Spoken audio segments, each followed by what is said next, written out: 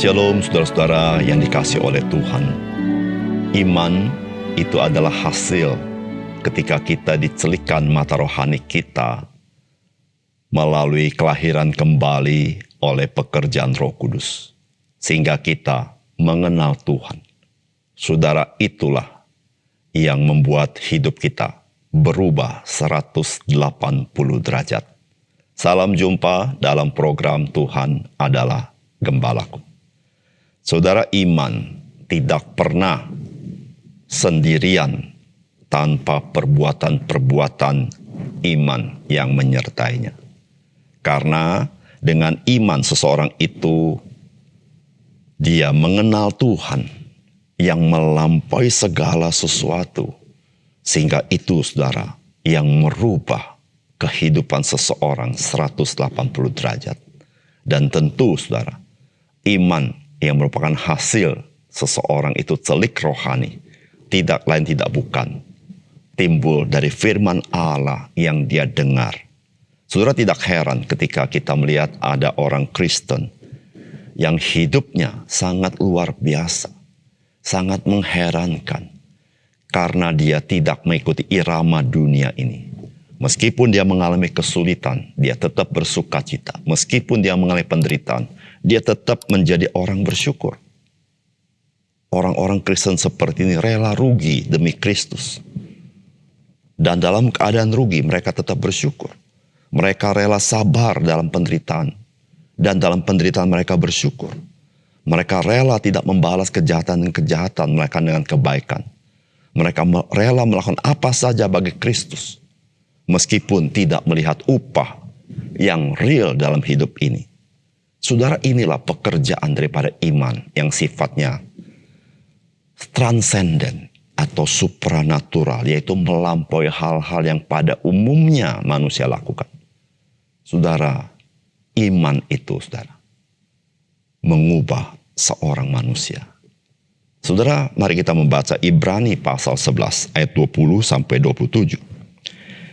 Karena iman maka Ishak sambil memandang jauh ke depan memberikan berkatnya kepada Yakub dan Esau.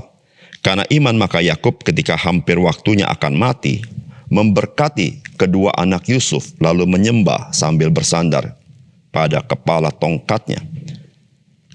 Karena iman maka Yusuf menjelang matinya memberitakan tentang keluarnya orang-orang Israel dan memberi pesan tentang tulang belulangnya. Karena iman maka Musa setelah ia lahir disembunyikan selama 3 bulan oleh orang tuanya. Karena mereka melihat bahwa anak itu elok rupanya dan mereka tidak takut akan perintah raja. Karena iman maka Musa setelah dewasa menolak disebut anak putri Fir'aun. Karena ia lebih suka menderita sengsara dengan umat Allah daripada untuk sementara menikmati kesenangan dari dosa. Ia menganggap penghinaan karena Kristus sebagai kekayaan lebih besar daripada semua harta Mesir. Sebab pandangannya ia arahkan kepada upah. Karena iman maka ia telah meninggalkan Mesir dengan tidak takut akan murka raja.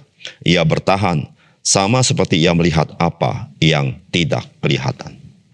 Saudara yang dikasihi oleh Tuhan, bagian firman Tuhan yang kita baca hari ini menuliskan tentang tokoh-tokoh iman di dalam perjanjian lama. Saudara, bagian ini hendak menggambarkan kepada kita bagaimanakah impact atau pengaruh dari iman kepada tokoh-tokoh ini di dalam mengambil tindakan dan perbuatan-perbuatan mereka.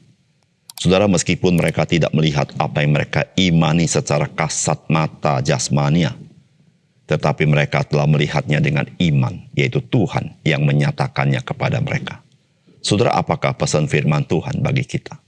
Yang pertama, saudara, iman kepada Tuhan menjadikan seseorang memegang pengharapan yang Tuhan telah janjikan dan sediakan. Saudara, firman Tuhan berkata, karena iman maka Ishak sambil memandang jauh ke depan memberikan berkatnya kepada Yakub dan Esau.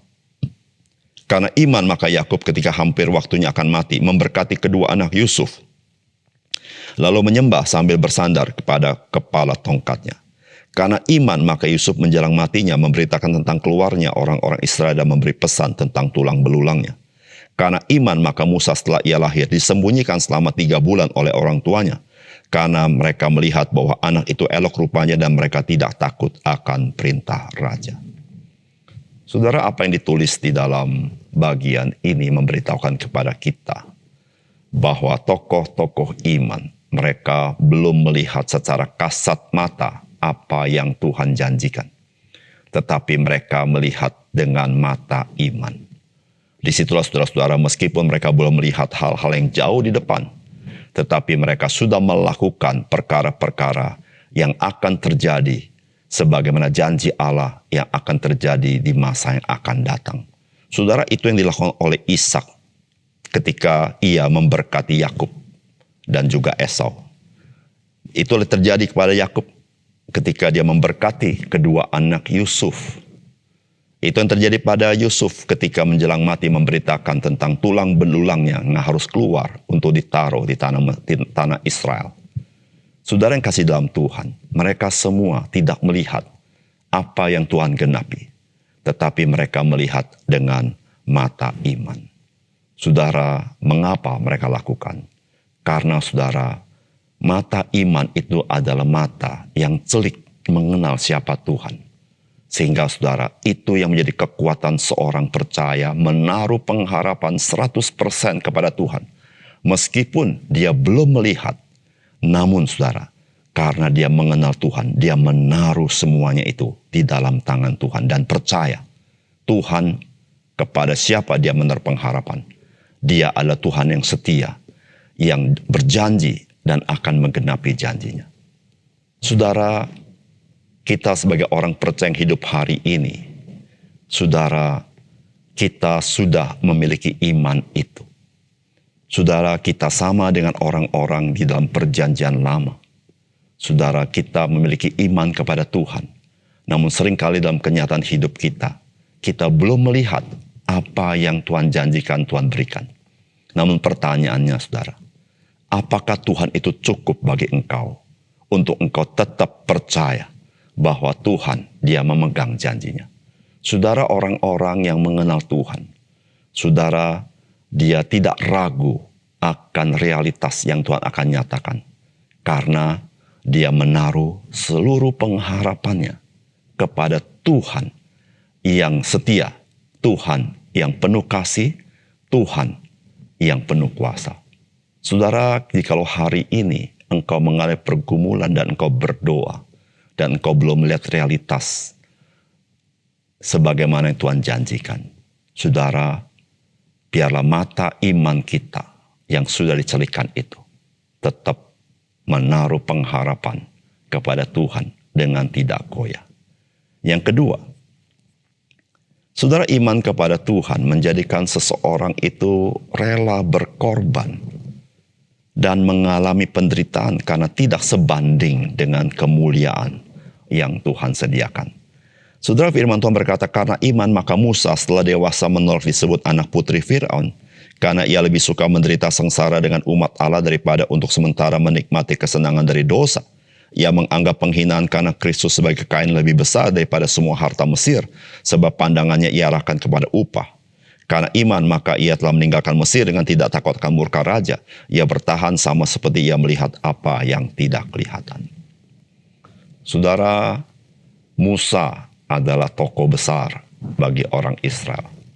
Dia yang memimpin umat Tuhan keluar dari Mesir. Namun saudara, Musa adalah seorang tokoh yang memimpin dengan penuh penderitaan. Dia seharusnya hidup dengan nyaman di Mesir sebagai anak putri Fir'aun. Namun saudara, dia terus berjalan memimpin umat Tuhan, terus mengalami penderitaan bersama-sama umat Tuhan. Dan saudara tahu, dia seorang tokoh yang memimpin keluar dari tanah Mesir, tetapi dia tokoh yang tidak pernah masuk ke tanah perjanjian. Dia hanya mengalami penderitaan. Dia hanya melihat dari jauh, dan dia tidak melihat sesungguhnya apa yang Tuhan janjikan.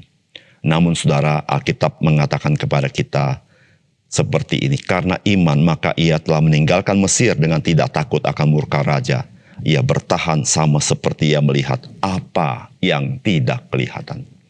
Saudara kasih dalam Tuhan, Musa bukan sekedar percaya untuk melihat apa yang harus dilihat hanya dengan kasat mata jasmania. Tetapi Musa melakukan kehendak Allah, melihat apa yang tidak kelihatan, yaitu janji Allah yang kekal itu, saudara. Saudara, Musa rela berkorban untuk umat Tuhan, untuk janji yang lebih besar yang Allah berikan kepada umat Tuhan. Saudara yang kasih dalam Tuhan, ketika seseorang dia mengenal Tuhan dalam hidupnya, dia penuh iman kepada Tuhan. Saudara, ketika dia melihat Tuhan jauh lebih besar daripada segala sesuatu, maka tidak ada sesuatu yang dianggap besar, termasuk pengorbanannya. Oleh karena itu, saudara, ketika seorang mengenal Tuhan, saudara, sebagaimana firman Tuhan katakan, sebagaimana Musa rela berkorban 40 tahun, menderita bersama umat Tuhan dan tidak pernah masuk tanah perjanjian. Dan dia tidak pernah menyesal telah dipakai Tuhan. Karena Tuhan yang berjanji, Tuhan yang setia menggenapi janjinya. Dan itu sudah nyata melalui Yesus Kristus bagi dunia ini. Sehingga saudara, apa yang dijanjikan Allah kepada Abraham digenapi di dalam Kristus menjadi berkat bagi bangsa-bangsa lain. Saudara yang kasih dalam Tuhan, ketika kita menghadapi kehidupan kita, kita rela berkorban karena Kristus. Saudara, ingatlah satu hal, bahwa apa yang kita kerjakan, jerih payah kita, tidak pernah sia-sia. Karena Kristus punya maksud dalam hidup kita. Dalam setiap jengkal kesusahan kita, tiap jengkal penderitaan kita, saudara, ada janji Tuhan, ada maksud Tuhan yang mulia. Sehingga saudara, apa yang kita kerjakan menjadi sesuatu yang sangat bernilai. Saudara, marilah kita melihat apa yang tidak kelihatan, yang Tuhan janjikan bagi kita. Sehingga saudara-saudara, apa yang tidak kelihatan itu, itulah yang memberikan kita kekuatan di dalam menghadapi apa yang kita lihat di muka bumi ini. Mari kita berdoa. Bapa di surga, terima kasih untuk kebenaran firman-Mu. Biar Engkau meteraikan firman-Mu dalam hati kami, sehingga kami belajar bahwa iman itu adalah hasil daripada kami celik mengenal Tuhan, sehingga kami boleh hidup sebagaimana yang Tuhan inginkan. Dalam nama Tuhan Yesus kami berdoa. Amin.